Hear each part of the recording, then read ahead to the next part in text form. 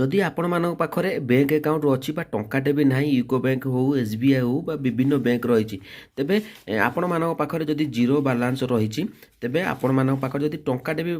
ना देखो जदि पासबुक आप टंकाटे भी ना तेबे आपण माने टंकाटे मध्य आपण माने 10,000 टंका आपण माने उठाई पारिबे कोठू ना आपण मानकर जो रही आपण मानकर बैंक रु आपण माने एटीएम द्वारा उठाई पारिबे तेबे खातार ना 1 टंका उठाई पारिबे 10,000 टंका केते सुध आपण माने एथु निया जिवो यही सुविधा किपरि पाइबे तो कौन रही पूरा अपडेट मुझे आपको बतेबी जदि आपण मानक पाखरे पासबुक रही एसबीआई रही यूको बैंक रही विभिन्न बैंक रही तेज आपण मैंने जदि टंकाटे भी नथिबो तो आपण मैंने 10,000 टंका केमिति उठेबे ये जो नुआ नियम आसी से नियमटी कौन योजनाटी कौन मुझे आपण विस्तृत भाव में बुझे दूची जदि आपण मैंने पूरा शेष पर्यटन देखिए निहाती भाव में बुझी पारे कारण एभली भाव में सुजोग थरे आसे सुजोग को हाथ छड़ा करंतुनी तेज चलतु मुझे पूरा प्रोसेस बतई दूची तेबे ये जो योजनाटी कौन मुझे आपको बुझेबी तेबे आमे जानिबा आगे केते सुध नियाजिबो देखंतु ये जो ओभरड्राफ्ट परिमाण रही परिमाण उपरे सुध प्रतिदिन हिसाब करा जाए उदाहरण स्वरूप जदि आपणकर वार्षिक 1 लाख टंका ओभरड्राफ्ट सुविधा रही तेबे 10,000 टंका आपण माने उठाई नियंतु देखंतु एवं 20 दिन पर यह आपणक अकाउंट को पुनर्बार जमा करूँ तेबे बैंक आपण मानकु 54.8 टंका आपण मानकु सुध भाव में नेब जदि 10,000 आपण मान 10,000 10% आपण मानकु होची तेबे 20 रु आपण मान 365 सुध भाव में नेबे जदि आपण बाकी राशि प्रदान करती न करती तेबे सुध मध्य वृद्धि पाई पारे देखंतु एइडिया मु आपण मानकु कहि रखुची जदि आपण माने 10,000 टंका आपण माने उठाउछन्ती बैंक रु तेबे आपण माने 20 दिन भितर यह आपण अकाउंट रु पुनर्बार जमा करंतु तेबे बैंक आपण मानकु 54.8 आपण मानकर सुध हिसाब करा जिवो तेबे एइटू आमे रही जो योजनाटी कौन प्रकृत में जो 10,000 टंका उठिबो आपण माने एटीएम रु उठै पारिबे तेबे 10,000 टंका पई आपण मानकु कोन करबा को पड़िबो मु आपण मानकु बतै दउची तेबे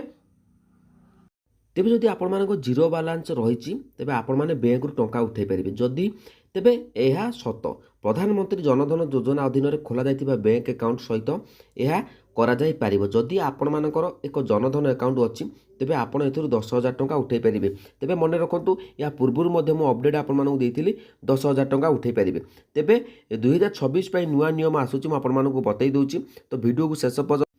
तेबे ये जो प्रधानमंत्री जनधन योजनाटी कौन प्रधानमंत्री नरेंद्र मोदी तांको प्रथम कार्यालय 15 अगस्त 2014 लालकिला प्राचीर जनधन योजना घोषणा करथिले यह सही वर्ष 28 अगस्त आरंभ होइतिला यही योजना अधीन देशर गरीब वर्गर लोकों पई जातीयकरण बैंक डाकघर शून्य बैलेंस अकाउंट खोला जाइथिला ए पर्यंत भी खोला रहउची यही अकाउंट माध्यम हिताधिकारी माने विभिन्न सरकारी योजना लाभ उठाई पारिबे यही योजना प्रधानमंत्री मोदी नूतन भारत दृष्टिकोण मूलदुआ मध्य होइतिला तेबे मन रखंतु वर्तमान समय जदि आपण मानक पाखर जनधन योजना अकाउंट अच्छी तेबे 10,000 टंका आपण माने उठाई पारिबे ता पूर्व मध्य मु आकु अपडेट देथिली तार नियम कौन रही संपूर्ण आपण माने जाई वीडियो चेक करि पारिबे यही सुविधा किपरि पाइबे देखंतु प्रधानमंत्री जनधन योजना अधीन में खोल जाइथिबा समस्त बैंक अकाउंट रे शून्य बैलेंस थाए तेणु यही सेविंग बैंक डिपोजिट अकाउंट बा बीएसबीडीए रे सर्वनिम्न बैलेंस रखिबार कौनसी आवश्यकता नाही ग्राहक माने सेमानकर शून्य बैलेंस अकाउंट रु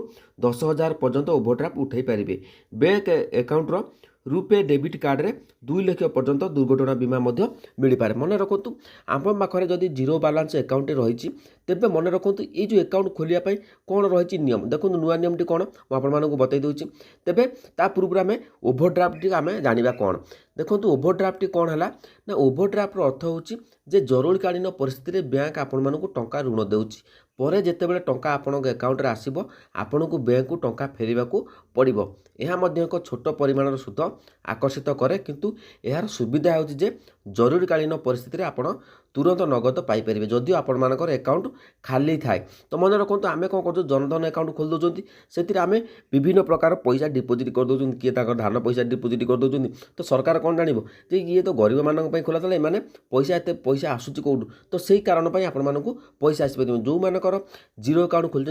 गरीब श्रेणी अच्छा से सिविल ठीक ठाक अच्छी तेज आपण मानक यही जो जनधन योजन अकाउंट आप 10,000 टंका पाइपर तेज जदि मुझे कही यार नियम ମୁଁ ଆଗରୁ ଭିଡ଼ିଓରେ ବତେଇଥିଲି ତେବେ ପଣ୍ଡା କେବେ ଯାଇକି ଦେଖି ଚେକ୍ କରିପାରିବେ। ତେବେ ଯେଉଁମାନଙ୍କର ଆକାଉଣ୍ଟ ନାହିଁ ଜିରୋ ଆକାଉଣ୍ଟ ତେବେ ଏବେ ବି ମଧ୍ୟ ଆପଣମାନେ ଖୋଲିପାରିବେ, ତାର ଫାଇଦା ମଧ୍ୟ ଆପଣମାନେ ନେଇପାରିବେ। ଦେଖନ୍ତୁ ଆପଣମାନେ ଯଦି 10,000 ଟଙ୍କା ଉଠାଇବା ପାଇଁ ଚେଷ୍ଟା କରୁଛନ୍ତି ତ ଆପଣମାନଙ୍କର ହେଉନି ତ ଦୟାକରି କମେଣ୍ଟ ସେକ୍ସନରେ କମେଣ୍ଟ କରନ୍ତୁ। ତ ମୁଁ ଆପଣମାନଙ୍କୁ ଭିଡ଼ିଓ ବନେଇବା ସହିତ ୟାର ପ୍ରୋସେସ୍ ମଧ୍ୟ ମୁଁ ଆପଣମାନଙ୍କୁ ବତେଇଦେବି, କାରଣ ଗୋଟେ ଭିଡ଼ିଓରେ ବତେଇଲେ ଆପଣମାନେ ଜାଣିପାରିବେନି, ବୁଝିପାରିବେନି। ତ ନିହାତି ଭାବରେ 10,000 ଟଙ୍କା ମୁଁ ଆପଣମାନଙ୍କୁ ଉଠେଇକି ଆପଣମାନଙ୍କୁ ହିଁ ଦେଖେଇବି ଲାଇଭ୍ ଅପଡ଼େଟ୍ ନେକ୍ସଟ ଭିଡ଼ିଓରେ। ତେବେ ଆପଣମାନେ ମନେ ରଖନ୍ତୁ ଯଦି ଜିରୋ ଆକାଉଣ୍ଟ ଅଛି ତେବେ ଆପଣମାନେ କେଉଁ ବ୍ୟାଙ୍କରେ ଆକାଉଣ୍ଟ ଖୋଲିଛନ୍ତି ତ ଦୟାକରି କମେଣ୍ଟ ସେକ୍ସନରେ ଆପଣମାନେ କମେଣ୍ଟ କରନ୍ତୁ, ନିହାତି ଭାବରେ ମୁଁ ଆପଣମାନଙ୍କୁ ବତେଇଦେବି। ତେବେ ଏଥିରେ ଯେ ଚାର୍ଜେସଟା ଆପଣମାନେ କେତେ ଲାଗିବ? ଓଭରଡ୍ରାଫ୍ଟ ସୁବିଧା ପାଇଁ ବ୍ୟାଙ୍କଗୁଡ଼ିକ ସାଧାରଣ କୌଣସି ଅତିରିକ୍ତ ଚାର୍ଜେସ୍ ନିଅନ୍ତି ନାହିଁ। ଓଭରଡ୍ରାଫ୍ଟ ପାଇଁ କୌଣସି ସ୍ଥିର